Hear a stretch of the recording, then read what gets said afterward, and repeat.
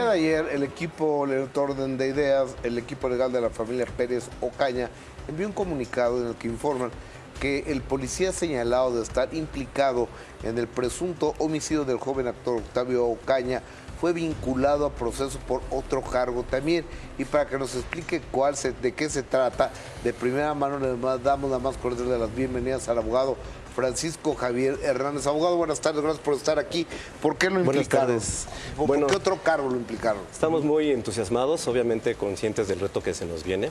Sí. Todavía no estamos con las campanas sonando, pero en principio fueron 3 delitos. Estamos hablando de homicidio por culpa, uso indebido de la fuerza y violación al debido cuidado, que es un delito muy específico porque recordemos que todas las policías, los elementos de seguridad tienen la obligación de cuidar nuestra integridad, ¿no? Y posteriormente ya se le imputó el delito de abuso policial.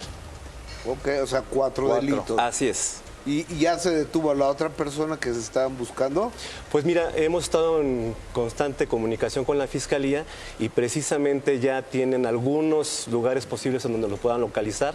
Estaremos esperando que en estos días ya lo tengamos por fin enfrentando a la justicia. ¿Qué tan cierto es que esta persona, a quien llamaremos Gerardo N., que es buscada por la autoridad, no se presentó este lunes a trabajar de la nada?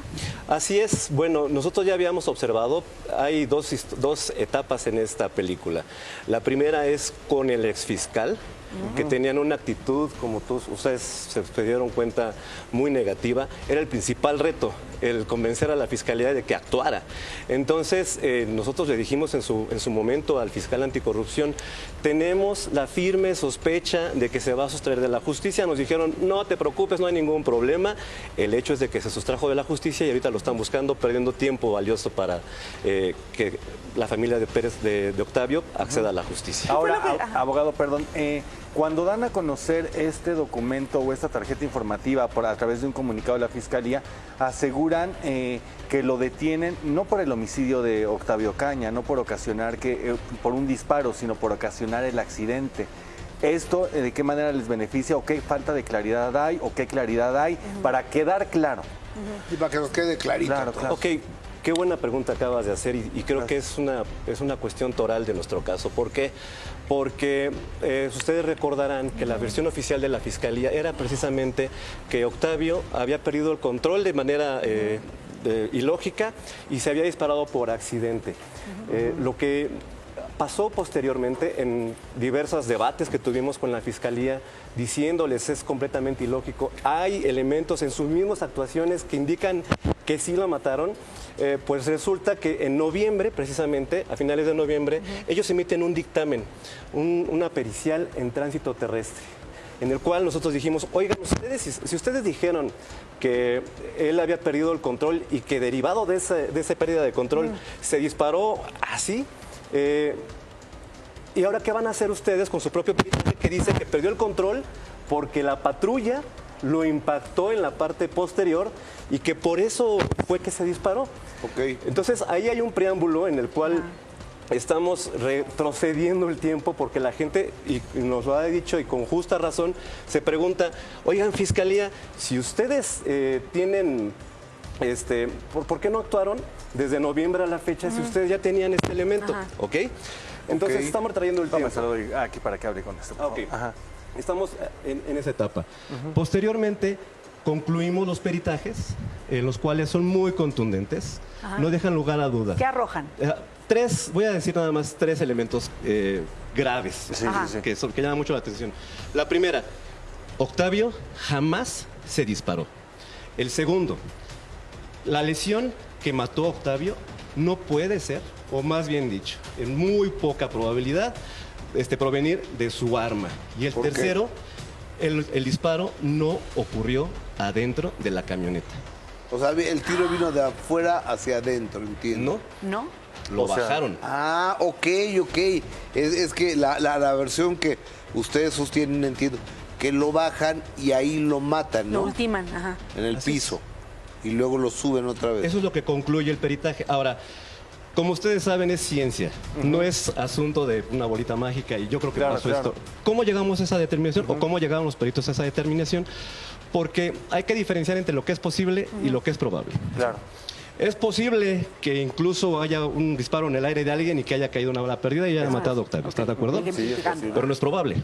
En este caso, por ejemplo, no es probable que alguien se dispare adentro de una camioneta, haya impacto de entrada, impacto de salida, y que el cielo no tenga los rastros óseos, de sangre, de tejido. De la camioneta. El Exacto. techo de la camioneta. ¿Estaba intacto ese espacio? Tiene salpicaduras, pero son enfrente, en el tablero, etcétera. Pero no corresponde a un disparo a corta distancia, que es más, incluso hay A ver, un... perdón, y esas salpicaduras que menciona que están enfrente del tablero, digo, yo sé que no es el perito, pero es el que tiene el contacto y todos estos estudios. información. Estos salpiques de sangre son provocados porque si el disparo fue fuera, que es lo que sostienen, y que después suben a Octavio, ¿cómo se dan estos salpiques de sangre? ¿Cómo se explica? ¿Por la misma postura de Octavio de repente o porque lo siembran? Otra vez, qué buena pregunta. Y esa es una pregunta muy técnica, porque yo tampoco lo sabía. Pero resulta que hay diferentes comportamientos en las manchas, cuando son, por ejemplo, que te agarras y derramas, Sí, ¿no? sí, sí. O ¿cómo se dice? Embarras. Sí, sí, sí. A cuando hay una proyección, porque la proyección se determina como una salpicadura. Hay un elemento ahí de traslado. Claro. ¿Ok? Curiosamente, sí hay algo, hay una mancha de sangre en el pavimento que sí correspondería a un disparo. Pero además tuvimos, Gustavo, Adis, Lalo, que llevar a cabo el peritaje de balística en las mismas instalaciones ante la vista de la Fiscalía, en el cual tuvimos que recrear el disparo. Y usamos precisamente el arma de Octavio, una 9 milímetros, caray. y el fusil. Nos tardamos bastante tiempo Claro, porque claro. fue algo bastante interesante. Y resulta que no hay manera, como nosotros lo hicimos, estaba hablando de 15, 20 disparos, de recrear la lesión de entrada con el arma de Octavio. Con O el sea, no orificio de corresponde. salida. O sea, no había ángulo en el cual él se dispara. El ángulo es otro aspecto. No, la Además bala. de esto, haz de cuenta, si alguien te dispara, Dios no lo quiera, que a ninguno de nosotros nos pase, claro. pero si, Claro que no. si ingresa una bala, deja un orificio en el cráneo mayor o igual, ¿ok? El orificio que se encontró en el cadáver de Octavio es menor a la 380. Cuando, yo tampoco lo sabía, cuando hablas de un disparo en un tejido, el tejido se contrae, ahí sí podría ser, ¿no? Pero en una estructura ósea no pasa. Ok. Entonces, de ahí se desvirtúa, o más bien nuestro perito lo que define es no pudo haber sido con el arma 380. ¿Y con Ok, qué a fin? ver, abogado. Ya presentaron un peritaje, yo me quiero suponer que son personas altamente calificadas en peritaje forense, o no sé cómo se llama, forense. Balística. En Y balística. Criminalística. Yo me quiero suponer que al entregarlo y la fiscalía aceptarlo, pues se tiene que dar, asesinaron a este muchacho y tiene que haber una, no sé si reparación del daño Claro, por o supuesto. algo. Revirar algo por lo tiene que menos en haber, su ¿no? discurso oficial, ¿no? Exacto, lo acabas de explicar perfectamente. Lo que sucede es que afortunadamente ya hubo un cambio de fiscal. El nuevo fiscal, el licenciado José Luis Cervantes, es un magistrado con licencia. Entonces, para empezar, tiene ¿Y el otra anterior proyección. Era licenciado en Derecho, Ok. pero él ya tiene otra visión. Y lo que acordamos también fue de hablar de una estrategia jurídica. Y la estrategia jurídica, como saben, se divide en etapas. Las etapas en objetivos. ¿Ok? Entonces, el objetivo que teníamos ahorita, el principal, era conseguir una vinculación a proceso. Con lo poco que se acreditó, con lo poco que se entregó, bastaba. Ah, ok. Es así de fácil, o sea, ya acreditamos el homicidio por culpa. Ahora, lo que sigue es que tenemos una ampliación de la averiguación, entonces ahí sí nos vamos a tener que aventar un debate bastante encarnizado.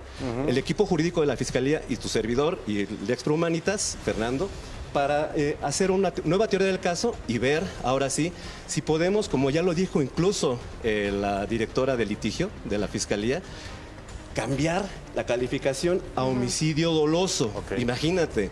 Empezamos con lo imposible, ¿no? Abogado, el tiempo se me acaba. ¿Para cuándo podemos esperar una resolución de esta naturaleza? Pues esperemos que estaríamos hablando de unos 5 meses. Hasta el 2023 sería. Sí, bueno, déjame decirte una cosa. En la Fundación Extra Humanitas tenemos casos en la Fiscalía de Morelos que han tardado 5 años. Bueno, O sea, vamos en buen tiempo, pero además se trata de también salvaguardar los derechos de los imputados, ¿no? Claro. Claro. Pues muchísimas gracias, abogado. Estamos pendientes y qué bueno que haya una familia que tiene la iniciativa, que tiene el valor, que tiene el coraje de contratar profesionales y hacer su peritaje. Si no está de acuerdo con el peritaje que hizo el municipio de Cuautitlán Izcalli, creo que aparentemente y alegadamente muy a su favor. Gracias. Gracias a ustedes por darnos el espacio. Gracias.